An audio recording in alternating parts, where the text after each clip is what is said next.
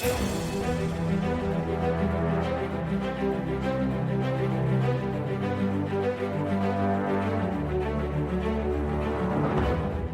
and welcome to Forever Response, the podcast from Emergency Services Times. I'm Catherine Levin and I'm the editor of Emergency Services Times. In between seasons, we are delighted to bring you our webinars as pod episodes. I spoke to the Emergency Services Network team on the 15th of January, where they brought us up to date on progress with the rollout of ESN. We have edited them slightly so they work better for this format. And while you can't be part of the Q&A, you'll find some great wisdom in this conversation. I start by introducing the panel.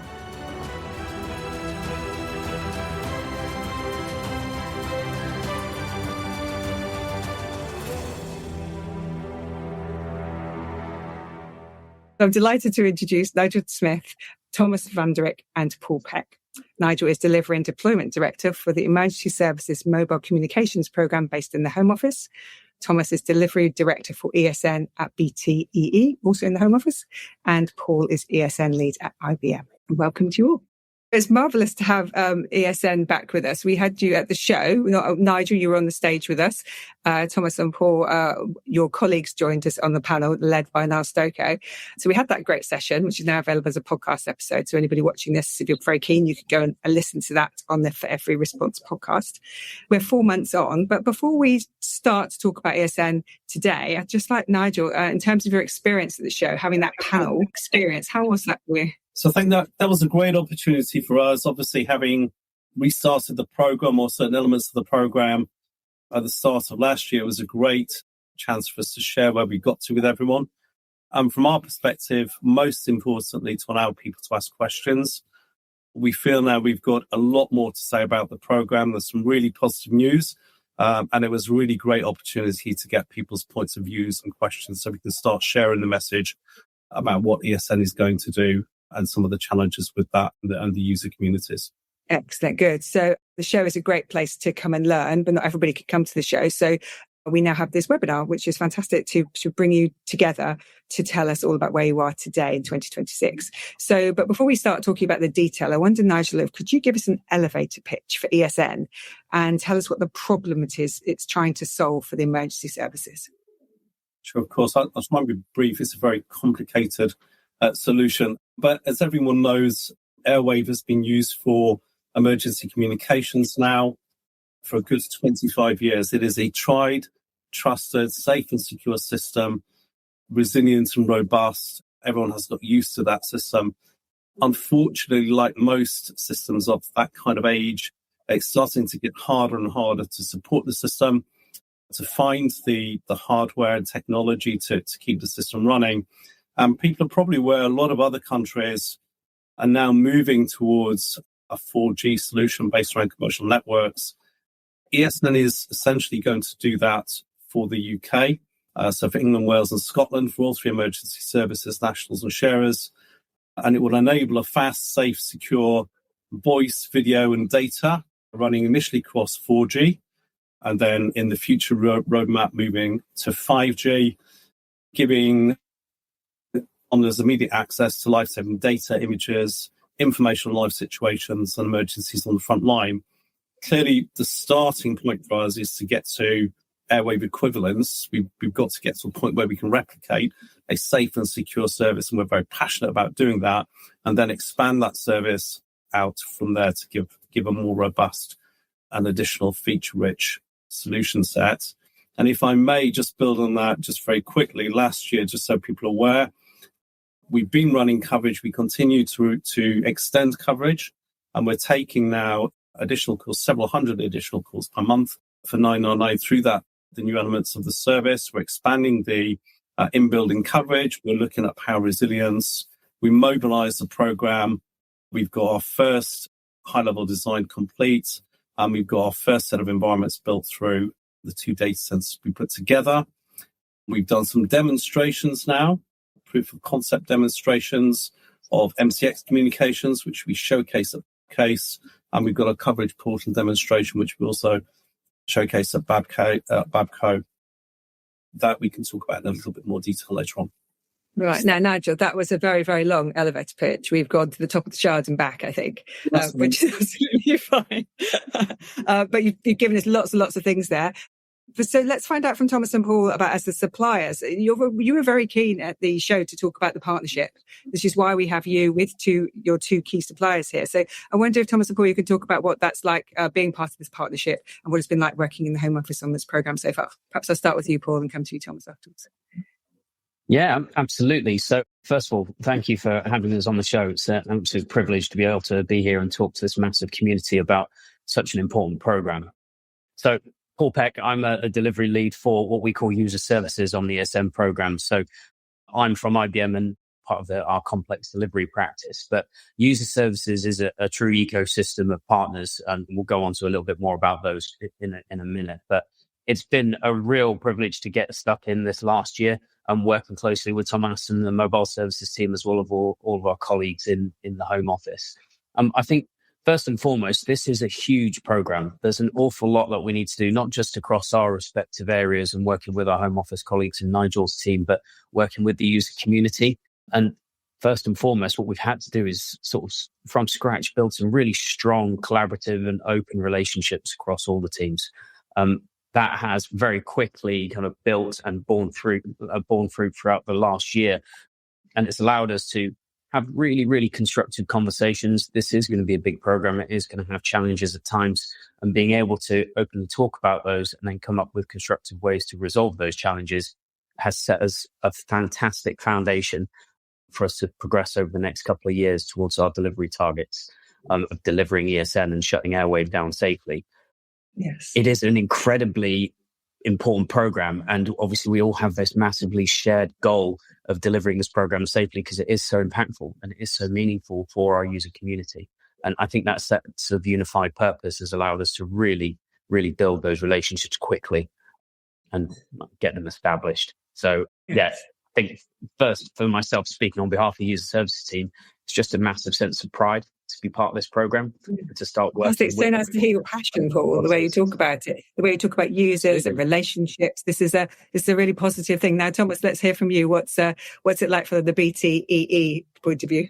Yeah, I of course cannot do better than Paul, but to be fair, and I'm not going to repeat Paul's point because I actually kind of fully agree with a lot of the points he makes. But for me, the partnership has a lot to do around, first of all, recognizing the value that each individual partner brings in this partnership. And I think that in this case, the setup that we currently have, that's quite clear. This distinct role that the authority plays, the distinct role that the user services with their ecosystem plays, what we do from a BT perspective, in ultimately the radio access network and the mobile core. Secondly, look, and I do want to reiterate, it is that the fact that we have a common purpose, which makes it so meaningful to also very quickly overcome some of those collaboration issues you typically see in big programs. If you think over the past 12 months, mobilization and getting to work together, it's a relatively short period of time, and we're actually established to be in a point where delivery and integration is now really going to happen. And from that perspective, I'm also very proud to be part of it, and the entire BTE team is. Fantastic. Thank you so much. So let's move on to timetable then. So what are we looking at in terms of key deadlines? So let's work backwards. When do you expect it all to be finished? And what are the key touch points to get us there? So Nigel, perhaps just the headlines, and we will be keeping you to them. So what they are, please. Understood. So look, we've always said target airwave shutdown is end of 2029. All right, and that's something we're planning around with the deployment planning, working with our user community at the moment. Our current plans, which we have baselined, take us to the first key milestone, which is full voice service ready, the end of Q1 2028. And at that point, we will be ready to complete any final operational testing with users and start the rollout to the wider community, start the implementation and transition. Okay. All right. So Q1 2028. So 2 years. Between now and then, what can our audience expect to see from you if that's when the rollout happens? Are there any other things that will be visible to people? We've already started doing some of the demonstrations that I've shared around MCX. The intention now is to bring in small groups of the user community to start working with the test team have a look at what we've been doing through the RAN field testing, and we're going to expand that through early MCX testing. And we have an embedded group of senior users, technical support community and planners at the moment that are constantly working with the program and engaging with their wider communities to share knowledge on what's going on. So at the end of this year, we're aiming to get to initial data as a first milestone, technically ready for initial data. And then towards the end of 2027, we'll start to think about pilots and looking towards what we might do for rollout. From a user perspective, reasonably the same position this year in terms of engagement with the senior users and support communities, some planning work. Q1 next year is when we'd like to get the wider community much more engaged with what we're going to be doing and looking at how we transition and deploy. Okay, and presumably you've got a communications engagement program to kind of support that so that all of the wider community are seeing what you're doing and have opportunities to get involved. That's correct. And we're working through the leadership communities across each of the emergency services and have separate forums with the suppliers, nationals and sharers, etc., to try and keep people as engaged and aware with what we're doing as possible. Brilliant. And in terms of, so you mentioned suppliers there. So we've got IBM and BT here today, who are your the big partners, I suppose. In terms of the other partners, suppliers in the ecosystem, who are we looking at? Who else is involved? Paul, could you run us through the list? Yeah, absolutely. So as part of the user services ecosystem, we've brought together some delivery leaders in their fields across multiple different areas. So just to touch on a few, we brought in Samsung, who is our MCX provider. They have a proven MCX product, which gives us that mission critical communications, which is actually being used in mission critical scenarios live in other parts of the world. We've got our Ericsson colleagues who are part of the low mobile core integration. So we're working very, very closely with our Ericsson partners alongside Tomas's team to get that integration with the live network, with the BTE network. We've also brought in partners around Exponential E, who have got really, really strong working relationship with the Crown hosting and delivering the infrastructure and the services that we've delivered over the last 12 months. Some of the environments of which that demonstration Nigel alluded to was performed. So that was on a usable ESN environment. So not the test instance, obviously, not the final product, but that is already established. And we've got a number of other partners as well. I won't cover all of them. We'll run out of time very quickly. But each and every one of them shares that passionate mindset and that common goal. And I think crucially, how we brought it together, this isn't IBM as just the systems integrator fronting this. We are standing shoulder to shoulder with these partners to deliver these solutions, as well as our colleagues in BTE. And we go about that as a mantra day in, day out. And we are working together to deliver to those targets that Nigel's talked about. Okay, all right. That's good to know there's plenty of suppliers there and you've got this kind of way of all working together. Let's go to the questions that we got in advance of the webinar now. It's just which is around who gets it. So currently we have people who are using Airwave and the ESN. Is it the same people who are using Airwave today that will have ESN? Are you adding anybody else to it? And if you want to start with, in the future, would they be added? And we have this from Paul Denning from Swaledale Mountain Rescue Team, who asks about whether the voluntary sector, for example, will get access. So, and the Hayden Kelleher from the North East London Ambulance NHS Foundation Trust also asks if the NHS Beyond Ambulance would get access. So real interest there in kind of who's getting it and who might get it. So perhaps Nigel, I'll come to you for that. Yeah, of course. So as I mentioned, the intention is to go to start with Airwave equivalents. So we will be rolling out the existing 3 emergency services and nationals and sharers, volunteer organisations, you can say. So, for example, Coast Guard, the RNLI will be engaged in that process. Borders and controls, etc., will be engaged in that process. So we're starting with the same community as a point of origin, if you like. Okay, thank you.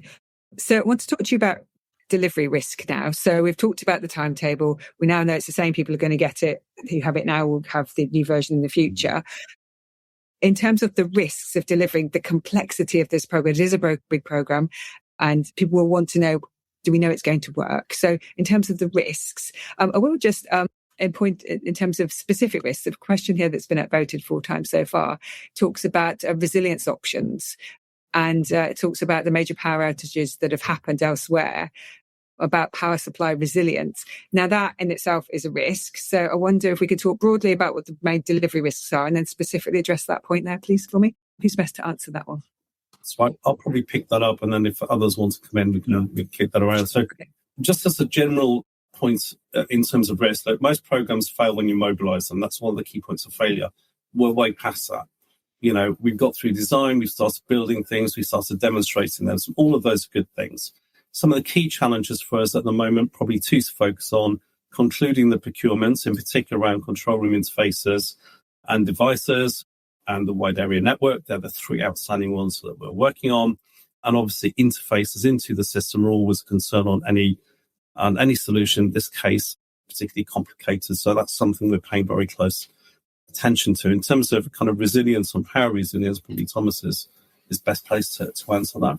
Yeah, I think from a resilience perspective, and it kind of leads on to what Nigel is talking about, we've been actually identifying as part of the program, Catherine, based on indeed the question, what happens if there is a national power outage and how do you deal with it? There is a roadmap that's been built to look at what do we now actually need to be able to actually the emergency communication to continue to, if that happens, and with the whole focus on that resilience needs to be there from a power perspective for 5 consecutive days. So it's quite extensive. And that has led to identifying 2,000 locations, meaning must locations where we actually are currently starting to deploy. And we're expecting to do the first 250 of 2,000 sites by the end of March, where we're actually deploying power generators or batteries, depending on where the location is, but specifically to really create that core network across the nation that will also work with complete blackouts. That doesn't mean, of course, that coverage will always be there when there is a power outage, but this will allow us actually to have a scenario and a use case where we can actually, as part of helping and educating the users how to use the network in mission critical circumstances, to always have options to connect. And that's kind of a key focus of the program, and something we are very, very keen to have delivered by the middle of 28, which is not too far from now. In terms of the question being about national outage, if there are regional or local ones, would there be a kind of flip over to other areas? Does that? Yeah, it's a good question. What we are actually doing, and it's based, for example, on the storms we had earlier this year in Scotland. What we tried to map out, and we try to do always kind of lessons learned on the back of it to try to understand, but what does now storm outage and the damage that's been done mainly on electrical infrastructures, to be fair, how do you actually deal with these type of things? And does actually the current resilience help and solve us? That's a continuous learning that we are doing. And we are, from that perspective, flexible in adapting the plan to make sure that we also take those type of use cases into account. And can I just add a little bit on back of that as well, Catherine? So, I mean, we've built in resiliency into the design of the solution. So we've got multiple data centers geographically separated around the country to protect against that. And on the point of the broader delivery risks as well, part of the program that we've built and the structure around how we do it, Nigel's already touched on, we're delivering our initial data product this year. We're incrementally building up the solution between now and early 2028. And at each one of those stages, that's done deliberately so that we can test early. And then all of that testing includes the resiliency, not just the functional side, but the performance and the operational aspects of it as well. And we are incrementally doing that throughout this year into 2027 and ready for 2028. So that resiliency and reducing risk on the long-term delivery program is inherently built into how we structured the delivery of the program, not just across user services, mobile services, and all the partners as well. And we keep revisiting that with the idea of we identify any problems or challenges very early. The earlier we identify them, the quicker we can fix them, the less impactful they'll be and de-risks the program as we progress and go down the line. Yeah. Yes. Okay. And in terms of that risk, and just to finish off this point, one of the questions here is about what happens if satellite gets turned off. So it's not just a power outage, it's satellites. This question Martin Hunt asked in time of war, but just the general point about satellites. Can any of you respond on that side of things for me? Yeah, I'm happy to take it. Currently in the setup and design of the solution, and I'm not predicting what the future will bring, but if you currently look at it, we use satellite mainly for backup purposes. And secondly, we are trying to diversify from satellite provider perspective to make sure that you're not relying on only one supplier, because if they kind of switch off, take out one, you want to at least have some options there. And there are some use cases where we use it as main connection, but there we are actually in the planning to also kind of making sure that we diversify there. If there is and that's a future roadmap type of discussion, of course, is if you go to 5G, where actually direct communication between device and satellite also becomes an option as kind of a roadmap, then we need to, of course, start building plans there as well. But currently in the core ESN network that we will deliver, it's mainly driven for backup purposes and then being diversified from a supplier perspective. Okay, all right. I think that's really useful. So understanding what it looks like in terms of the overall risks, the power, in terms of local, regional, and then that satellite aspect to it. So that's really helpful. Thank you for that. So in terms of delivery, what it is people are going to get, we have a question here about handhelds. Nigel, could you help us understand? At the moment, airwave radio, my understanding is that it's held, say for if you're a fire officer, an officer on the scene, like a commander, will have an airwave radio. So the ESN of the future, will those radios still be there? And when this question talks about handhelds, do you think they're talking about the airwave radio, or are they talking about something else? So in terms of ESN, we'll be using devices that work on 5G. So they will be both a combination of handheld devices, rugged devices, fixed vehicle devices, as fire would have now, police have, ambulance, etc. So individuals will have both access to the fixed vehicle device and a type of handheld device, depending on the role that they're looking at. As I mentioned earlier, we're going through procurements at the moment, looking at all of the requirements set out by our user groups for all of the different types of handheld devices they will have. And if people want to reference devices that are very similar to what we will be providing, I think the Met Police are already using a type of device on Tetra that will look very similar to something that we will be using on ESN, albeit maybe not with the same supplier. But that depends how the procurement goes. But we'll end up with both fixed vehicle and handheld devices. Right. And then somebody else here asks, what are the ESN devices like to look like? You covered that a little bit, but there's talk of smartphone type devices as opposed to radios.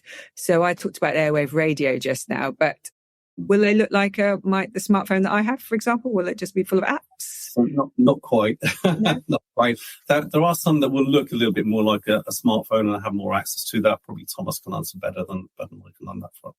I think from a device perspective, it comes back to the airwave equivalence. The first focus on making sure that the functionality from what they currently use on airwave is actually replicated on ESN so that the transition moves very smoothly.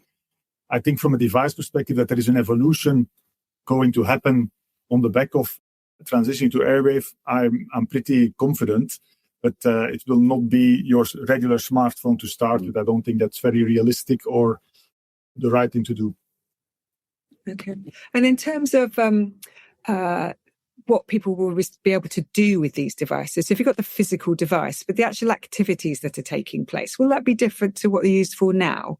I know, Nigel, in the past, I've heard this phrase, the bigger pipe allows more things to go down the pipe. Could you help us understand what it means in terms of the capability and what that means for officers on the front line who are using these devices? Will they be able to do new and different things as a result of this? I'll probably start with the devices and then hand over to Paul to talk about the bigger pipes. So the devices will do essentially the same thing that emergency users can do now. So they will be able to make calls, they will be able to do group calls, there will be an emergency button as there is now. All of those things will be the same going forwards. There will be future options to look at doing video calls.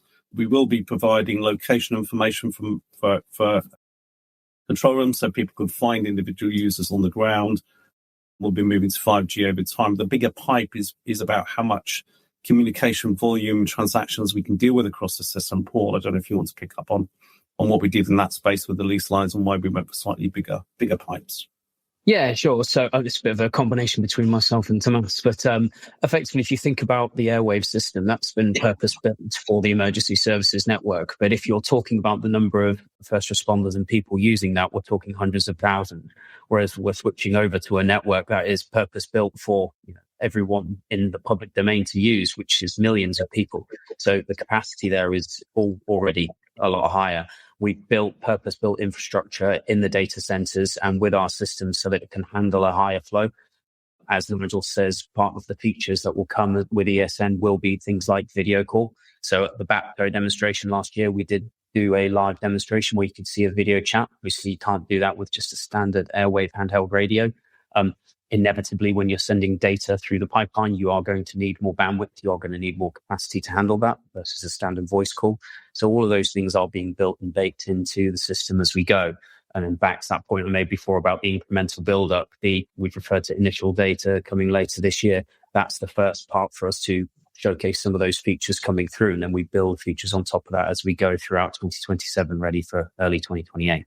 But the crucial first step is we need to get the equivalency to, as Thomas mentioned before, with the airwave system so that we can shut down that network and transition all of the user community safely.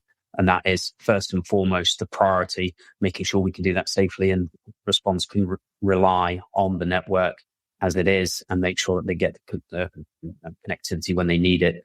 And then we'll build on top of that with any additional features beyond what currently is available on airwave in the future. Okay. Thomas, do you have anything to add to that?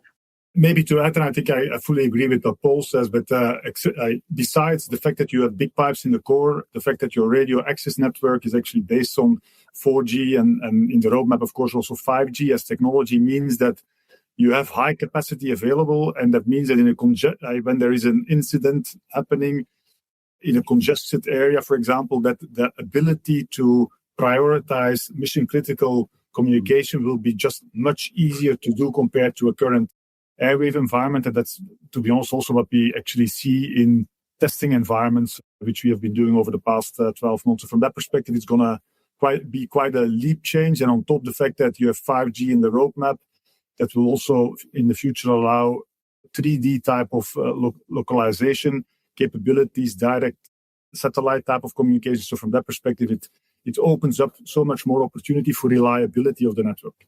Yeah. Has there been any consideration within the program about overload of information? If there's so much capability and capacity to send information back and forth in terms of officers and how they're able to deal with all of that, is there anything in that sort of the softer side of things within your program? Maybe Nigel. Okay. I'm looking for So the hard question, the answer is yes, right? So we're looking at data use, who owns data. The idea of the system is it's obviously passing information through. The users will ultimately own the data. We've created the solution so that it's scalable. I'm not saying future-proof, but it will give us capacity for quite a long way into the future, right? The comparative to the number of communications we're doing now, we will be putting through testing, as we will for video data transmission, to make sure that we are scaling and performance testing to meet the user's needs and understand the capacity of the system in the future. So these are some of the things that we'll find out as we come into 2027 and we get into testing proper once the whole solution is built. Okay, so we'll talk about testing in a moment. Just to finish off the sort of coverage side of our conversation, there's a couple of questions here. There was one about how is indoor coverage going to be guaranteed, from James Bushell. He wants to take that, indoor coverage. The question is, of course, what does guaranteed mean? So from a coverage perspective, there has, first of all, been an enormous focus from the program perspective and the build on outdoor coverage, where we actually, by the end of March, we actually will have delivered the full outdoor coverage requirements. There is still some build for air coverage that happens afterwards. From an indoor coverage perspective, we actually started a lot of the design work and implementation and survey work actually has been done based on the requirements set out by the user for indoor enhancement. Because in general, it's not that you need to foresee full indoor everywhere. It's kind of enhancing the coverage indoor. And we are starting to build and deploy the indoor coverage in the course of this year. And one of the things we, of course, and it's not written in stone yet, is kind of how do we now build that assurance model to make sure that from an indoor coverage perspective, first of all, at the start, we have what the users expect it to be, but also have a methodology to continuously being able to show as part of the coverage portal, for example, also have a live view on where indoor coverage is available and what the assurance is that comes with it, because it depends a little bit on the situation. If you have a fully managed type of indoor coverage solution, or you have a more kind of a repeater environment. So it's not a black and white answer. I don't think it should be a black and white answer, as long as we understand how the network will help the user to use it for mission critical communication, and that depends on the use case. Yeah, probably just to add to that, we work with the users on the critical operational locations, and we have a process where we survey each location, put a design together, put the build in, and that's then picked up through Coverage Portal. And we have a number of different solutions for in-building coverage that we're looking at, various different commercial devices, boosters, and we're looking at MCX over Wi-Fi type solutions as well. So a combination of all of those things should give us the coverage needs that the users want. That's also one of the main drivers for us looking to move towards 5G as well, because it gives us that better coverage and better penetration. Just made me think about Grenfell, actually, when you were talking there about coverage of radios within tall buildings, particularly ones over 11, 18 metres. In terms of what you were talking about there, is there special consideration for high-rise residential buildings, for instance? That high-rise residential buildings have not been specified such. The only thing is, of course, we are doing quite a lot of build for air, which also gives us actually at least a network capability which goes up to 10,000 feet in the air, which means that there is a national coverage from that perspective. So there is definitely a use case to make sure that we also cover that part of the network. Okay. All right. And then there's the coverage question here, which has been upvoted 5 times from Roy Stammers. It says, how will 3ES, now I'm assuming that means the 3 emergency services, but I may be wrong, be assured that coverage is where it is required, please?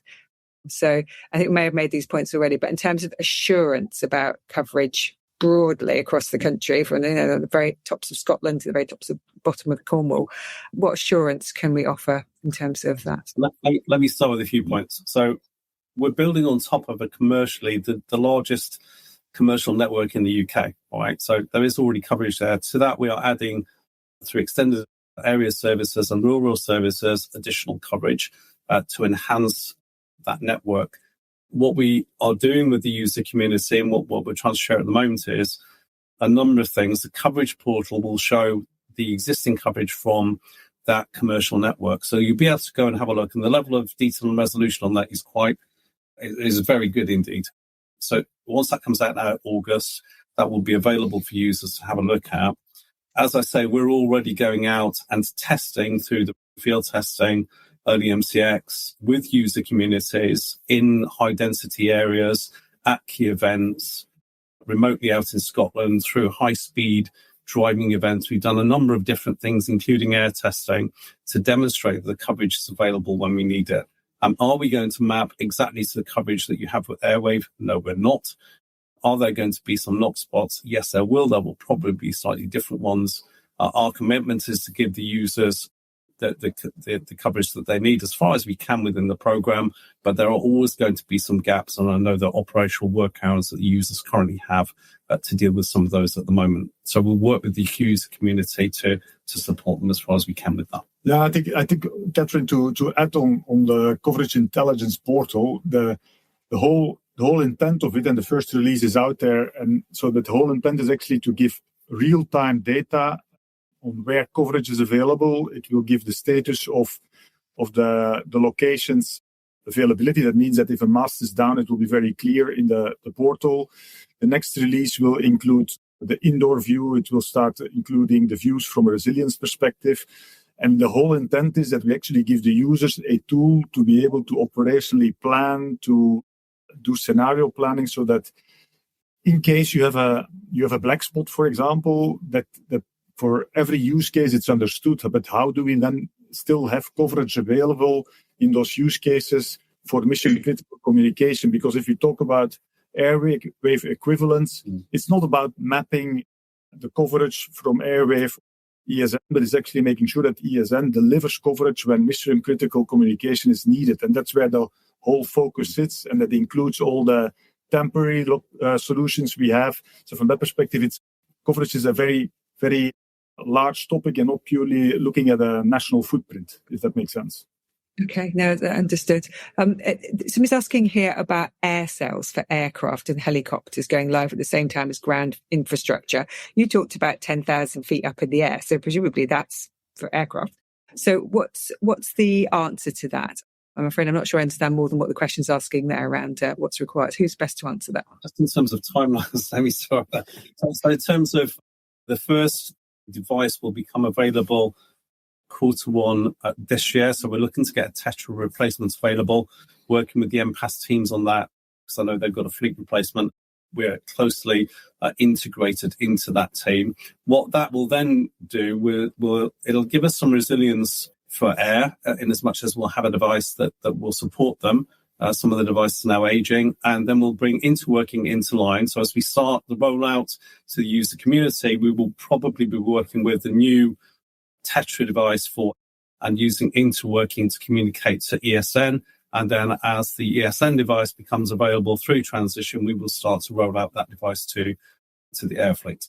Yeah, from a network perspective, so we are actually currently fully built of the cells and the masts, which are specifically for the air communication, which will be a dedicated network for ESN. So that's not used for commercial use.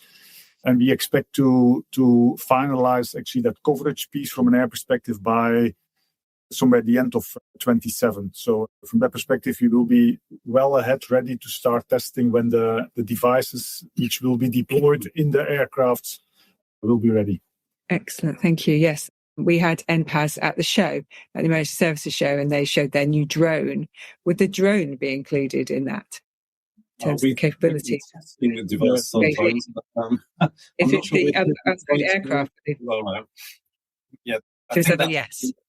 No, not as an airwave equivalent. No, that will be something we will bring in later on. All I'm saying is we're using the drones for testing air at the moment with some of the current test devices.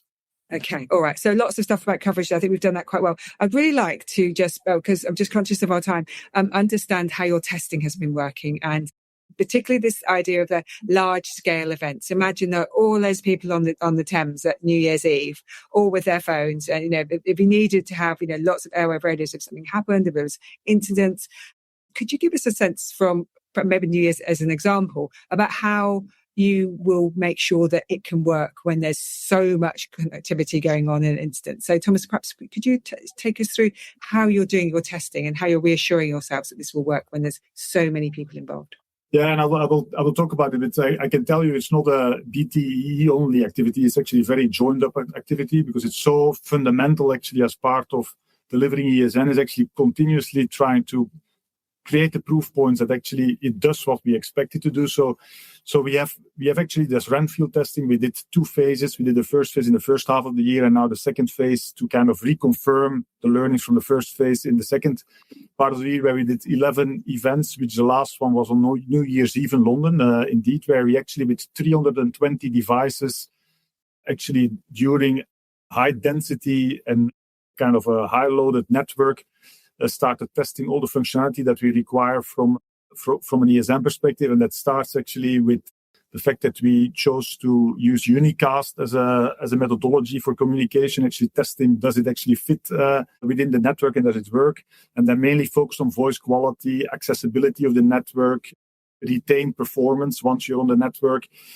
These type of things to really test in combination with preempt and prioritization capabilities, which are so important for mission critical situations. And from that perspective, the learnings are that actually it has been consistently delivering against all those requirements, with users being involved in those tests, and actually also quite positive if you look at New Year's Eve. And if we now kind of look into 26, what does testing now move us towards? Is actually with early MCX coming available, the integration between the cores starting to happen, That means that in 26, our focus will be to do similar type of testings, but with a much closer to the end state type of architecture from a core perspective, from a devices perspective, from an apps perspective, so that we actually kind of reconfirm everything once the end-to-end components are there, because it's called Renfield testing, but ultimately it's testing all the components which are coming together.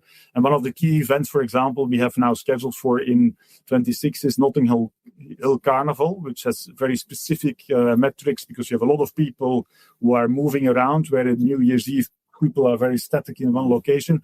So we actually try to create as many possible scenarios to actually really learn and continuously improve the quality of the network. But the results are quite positive and gives us really, before we actually start deploying, kind of almost the assurance that the network is doing what we expect it to do. If that makes sense.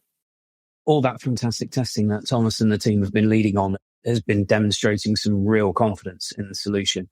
And I think this is part of what we talked before about sort of the risks over the years. All of this is helping to reduce risk as we go forward. And we're doing other things as well. As we go through 2026, we're now starting to do all of the core integration between the user services and the network teams, making sure that's all stood up. We are incrementally building up the solution, not just in terms of building as major product releases, but we do that and echo that as a standard approach throughout the entire program delivery model. So we incrementally increase our testing. We start by doing what we call early integration testing with just a small subset of the components to prove those key interactions, as Nigel referred to them earlier, fit together. And then that builds into full end-to-end functional and performance testing all the way through user services, mobile services, and the other partners across the program, so that we're proving the solution end-to-end. And all of that is testing early, incrementally building it up. So I like to use the analogy that you don't start when you're building a house, building all the wiring and testing the lights before you've even put the roof on the building, right? So we're doing that core and then incrementally building it up.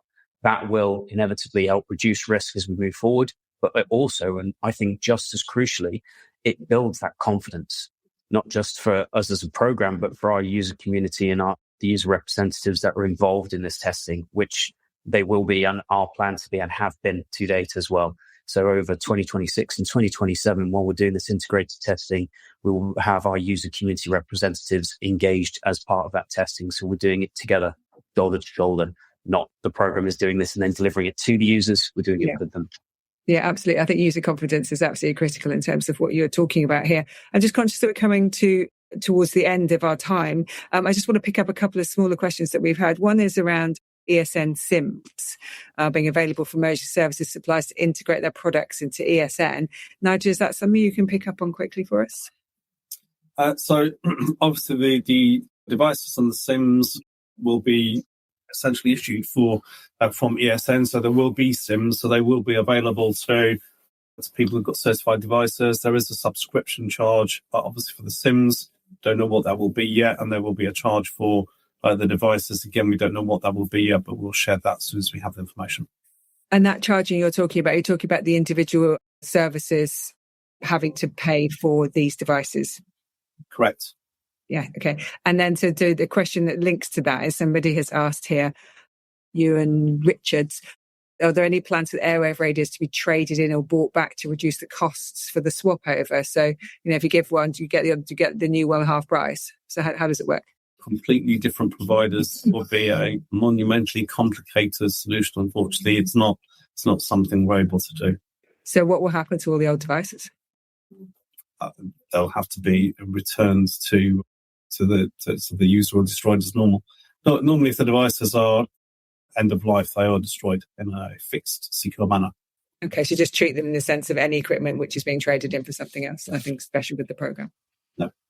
Okay, excellent. All right. So it is 14:46. We've been going for 46 minutes. So, which has been great. And I think we've done a lot of coverage. We've gone right through from, what's it all about to the timetable, which we're very clear on that it must be done by the end of 2029. Can I ask what happens if it slips? So can you rephrase the question, Catherine? So if you don't manage to achieve the full delivery by the end of 2029, is there, in terms of thinking about your risk stuff? System relations keeping airwave operational and running. So it's our intention to support the emergency services. If Airwave needs to continue to support those services while we do the transition, that will happen. As I've said, our target to close down Airwave is the end of 2029. That remains the case. And we're having a look at the moment of the deployment plans and how we'll do that national transition. Once we have all of that information, we will share that and any changes to dates that might be associated with that. But right now, we're targeting the end of 2029. So we talked a lot about coverage, about confidence and testing. The testing sounds really interesting, the way that you're doing that, particularly in those large-scale environments like New Year's and Notting Hill in August of this year. We'll be fascinated to see what you learn from that. And the sense of partnership and passion that you all bring. So it's been really interesting hearing you all talk about this really important project for the emergency services.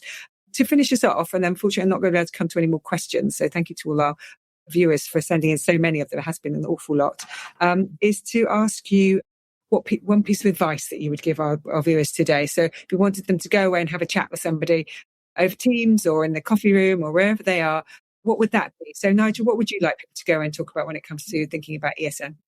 So one of the things we're really quite passionate about is having user engagement.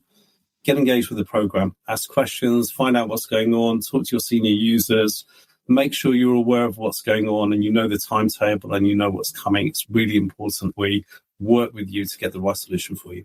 Okay, and Tomas. Yeah, for me, it elaborates a bit on the Airwave equivalence. My big ask for anybody on the call is embrace the ESN network from a perspective that let's make sure that the coverage is there and the network works when mission critical communication is there, and that requires us all to work together and to try to understand how the network will work. Because if we all adopt the network, then I'm pretty sure that it will deliver fantastic opportunities for emergency service for the future. Thank you. And Paul? I'm going to just round it out by saying get excited. Because we are delivering ESN, we're demonstrating capability and features already. Hopefully, those of you that were at APCO saw that demonstration of the MCX system working on the ESN services. Throughout this year, we're going to integrate the solution and start getting those products available and out. So get excited because we are going to deliver ESN so we can transition all the users and shut down Airwave safely. You've probably heard John Black say that a number of times, but it is an ethos we all share. So I'd like to ask everyone to share in that ethos with us as we deliver ESN. Fantastic. What great final points for our viewers today. The one point, user engagement, Nigel, is there a standard way in which someone can get in touch with somebody within their service? Say I'm in, Nottinghamshire Fire Service, that there is somebody in that service who is the link point for ESN that could do that as you're wanting to improve the user engagement? How does it work? There is a senior user and team that supports each of the emergency services. So they should reach out to them to get information on that. That's the right point to contact. And that team within ESN rather than within their own service, you mean? Well, they're from the services. So those people are aligned to the program. They're working with us. They're dedicated to the program. They do both the wider communications back to their service and through the service management chain. So I'm sure if people want us to, we can provide a list of names and contacts if they don't already have them. Excellent. Thank you. And then, Tomas, you talked about embracing the network, which I like the idea of that. And Paul, get excited. So excited. Maybe the E should be changed from emergency to excited of ESN. That is fantastic. Like Thank you so much for sharing with us today and being part of our Emergency Services Times webinars. It's really useful to bring your great knowledge to our viewers and to share that. We'll hopefully have you back at the show. Some combination of the three of you or others from the team to talk in September about where you are in your program, because obviously things are happening so quickly that I'm sure we'll have plenty of new things to say. So will you join us again at the show in September, Nigel and friends? Be delighted, so of course. Yeah, be absolutely privileged. That would be brilliant. Thank you so much. In which case, that's just leaves to say thank you for joining me this afternoon. I'm going to do my exit speech now. So we will put you off into the wings and say goodbye to you. Thank you. Thank you, everybody. Right. Oh, what a great conversation. Really good way to kick off the year with ESN and learned lots and lots there about the programme and the passion of the delivery of the partnership that we've just heard speaking to us. So really great to have them with us. Thanks for listening. If you enjoyed this episode, then look out for the second Q&A special, where I speak to Matt England and Chris Dingle, who are heading up the National JESIP team. You can access all our webinar recordings on our website. In the meantime, be sure to share, like, and if you haven't already, subscribe to For Every Response, the podcast from Emergency Services Times.